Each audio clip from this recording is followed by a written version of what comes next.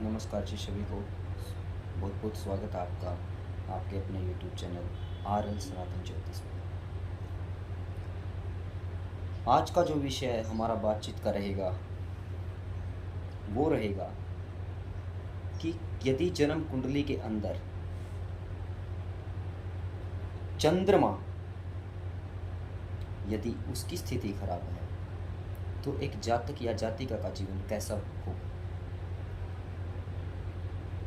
चंद्रमा जो हमारे मन का कारक है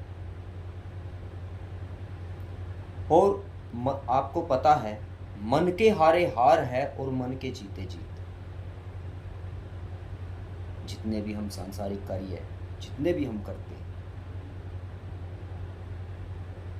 हमारे मन और विवेक से।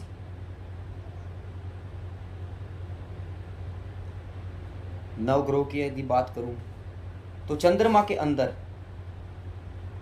एक खासियत है कि किसी भी ग्रह के साथ जैसा भी स्वभाव उस ग्रह का होगा चंद्रमा उसी के अनुरूप अपने आप को ढाल लेता है। फॉर एग्जाम्पल यदि जन्म कुंडली के अंदर बृहस्पति के साथ यदि चंद्रमा बैठा हुआ है तो हमारा मन विद्या की तरफ ज्ञान की तरफ ज़्यादा अग्रसर रहता है। और वही चंद्रमा यदि शनि के साथ हमारी जन्म कुंडली के अंदर विराजमान है तो हमारे जीवन के अंदर आलस्य पैदा करता है।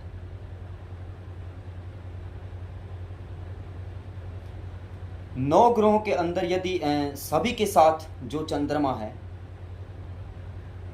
शत्रुता किसी के साथ भी चंद्रमा नहीं, चंद्रमा की किसी के साथ भी शत्रुता नहीं है नवग्रहों की यदि बात करें।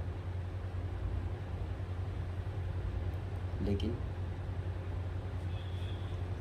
यदि उसकी शत्रुता किसी के साथ नहीं है चंद्रमा की तो ये कैसे पता हमें लगे कि चंद्रमा कुंडली के अंदर खराब है या सही है।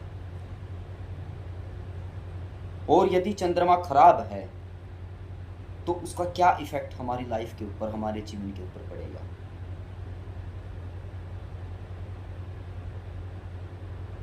यदि कुंडली के किसी भी भाव में यदि सूर्य के साथ चंद्रमा है तो मानसिक अशांति हमारे जीवन में उत्पन्न करता है। लेकिन एक खास बात ये भी है कि सिर्फ एक प्रेडिक्शन कि सिर्फ सूर्य और चंद्रमा यदि दोनों साथ है तभी हमारा मन विचलित होता है या फिर खराब हमारे मन में तनाव रहता है, चिंता रहती है। क्या सिर्फ एक ही पॉइंट के ऊपर हम इतना कंसंट्रेट करें और क्या कोई लॉजिक, इसका कोई और सूत्र नहीं है ज्योतिष के अंदर। आज उसी सूत्र के ऊपर मैं चर्चा करना चाहता हूँ।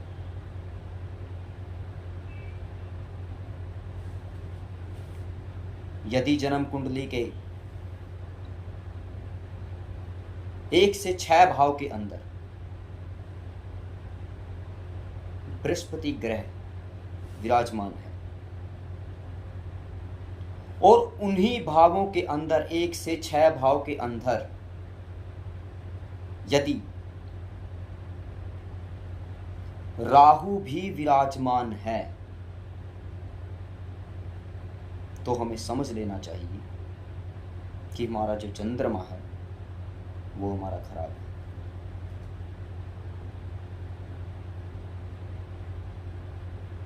और खराब चंद्रमा चाहे कितना भी हमारे पास हर चीज की, चाहे लाइफ के अंदर कितनी ही परफेक्शन हो, लेकिन कहीं ना कहीं मानसिक अशांति, मानसिक तनाव ये चंद्रमा पैदा ही करता है।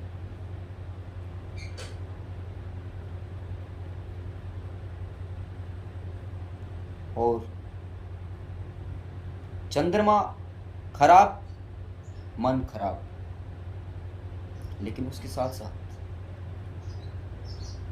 एक जो इम्पोर्टेंट पॉइंट है, चाहे किसी की भी कुंडली आप उठा के आजमा लेना,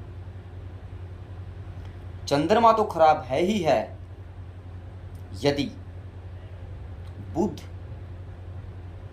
जो हमारी बुद्धि का मालिक है, यदि बुध ग्रह भी पीड़ित है या बुध ग्रह नीच का है, शत्रु राशि में विराजमान है, चंद्रमा खराब, मन खराब, बुध खराब, बुद्धि भी खराब, तो इसका क्या रिजल्ट होगा? कभी प्रेडिक्शन कीजिए, सोचिए।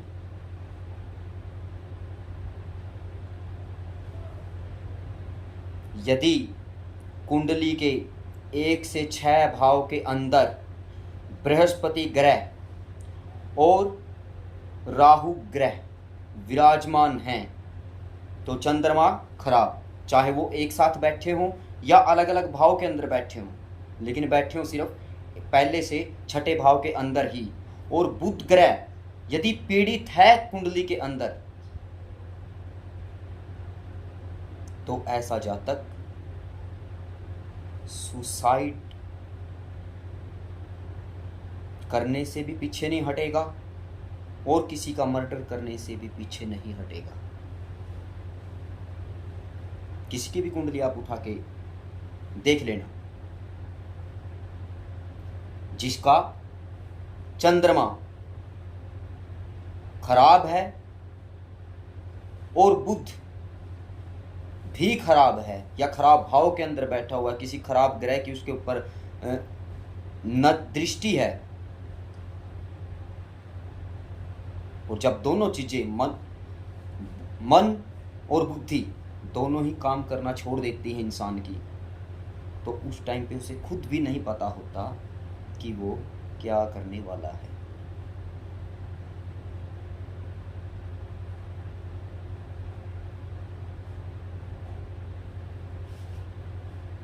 ऐसा कुछ निचोड़ ज्योतिष के अंदर कुछ ऐसा निचोड़ होना चाहिए ना कि हर चीज का हमें आसानी से पता लगे कि पॉइंट टू पॉइंट चीजें हो क्यों रही हैं, व्हाट इज द रीजन, इसके पीछे लॉजिक क्या है। कोई भी बात तथ्य से परे तो ज्योतिष के अंदर हम बोल नहीं सकते, तो उसका रीजन पता हो तब ही। अब एक टॉपिक है, जैसे कोई भी बोलता है कि यदि किसी का शनि राहु यदि औरत की कुंडली में या फिर पुरुष की कुंडली में दोनों खराब हैं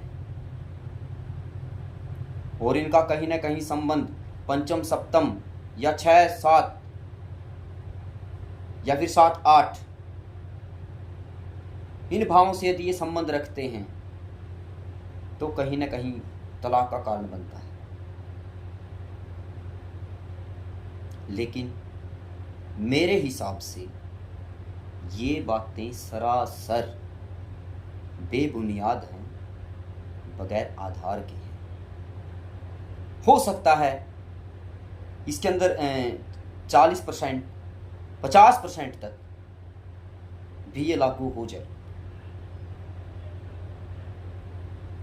लेकिन एक ऐसा पॉइंट जो 40 50 60 70% नहीं बल्कि पूरा 101% उन कुंडलियों के ऊपर लागू होता है, वो कौन सा? यदि जन्म कुंडली के तीसरे भाव के अंदर 5 या 5 से ज्यादा ग्रह विराजमान हैं तो तलाक होगा, तो तलाक होगा।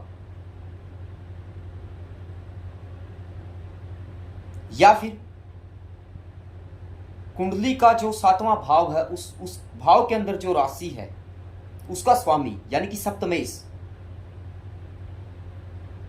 सप्तमेश का संबंध यदि तीसरे भाव से है या फिर वो तीसरे भाव के अंदर जाके विराजमान है तो भी तलाक होगा।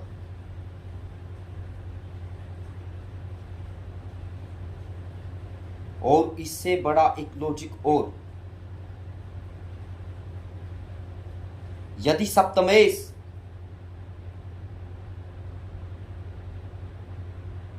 जो बनता है उसकी एक राशि 12वें घर के अंदर और एक राशि तीसरे घर के अंदर विराजमान है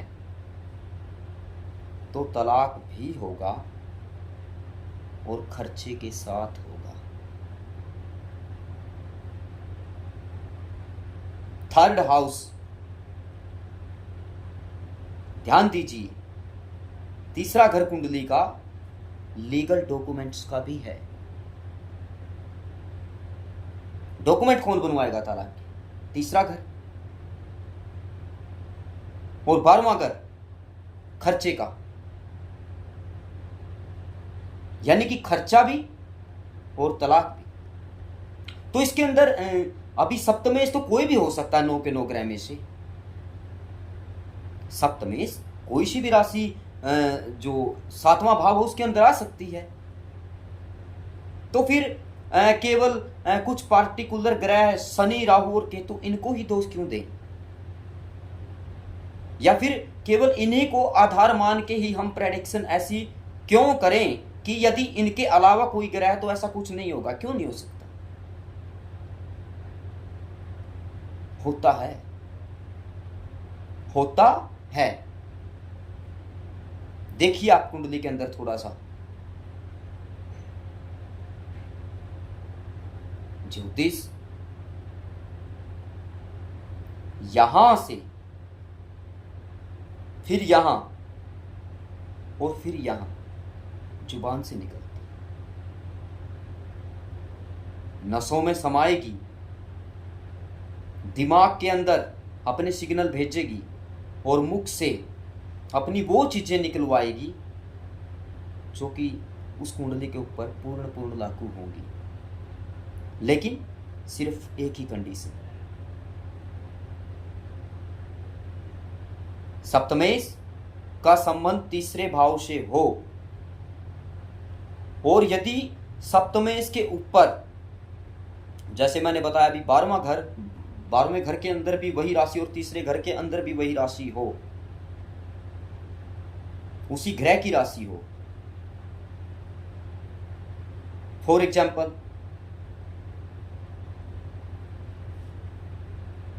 बृहस्पति, बृहस्पति, ऐसी प्रेडिक्शंस ज्योतिष के अंदर क्या नहीं है? हर चीज तो है। जीने की राह क्या करें जो हमारे आने वाले टाइम के बारे में भी हमें पहले ही सचेत कर दे। तो फिर कमी कहां रहती है? इतना कुछ पूछते हैं, सब कुछ हम करते, तो कमी कहां पे रहती है? कमी यहां पे रहती है कि प्रॉपर कैलकुलेशन करके आप कुंडली के बारे में बोलते ही नहीं हो। सिर्फ ग्रह देखे और अपनी प्रेडिक्शन शुरू। यहां तक कि कई बार तो ये भी नहीं देखते हम कि उस ग्रह के अंदर कितना बल है, कितने डिग्री के ऊपर वो बैठा हुआ है। सडबल में जाइए आप, वहां से पता लगेगा किस ग्रह के अंदर कितना बल है। अष्टक वर्ग जो कुंडली का पूरा निचोड़ हमारे सामने रख देता है कि इस बंदे की लाइफ प्रॉपरली इस टाइप से ही होगी। आइए हम ज्योतिष को एक नए मुकाम तक लेकर जाएं। आशा करता हूं आप सभी को जो भी बताया मैंने वो पसंद आया होगा, और यदि कोई त्रुटि मुझसे हुई हो तो उसे भी सुलझवाने का आप लोग प्रयास करें। जय श्री राम, जय माता दी। धन्यवाद।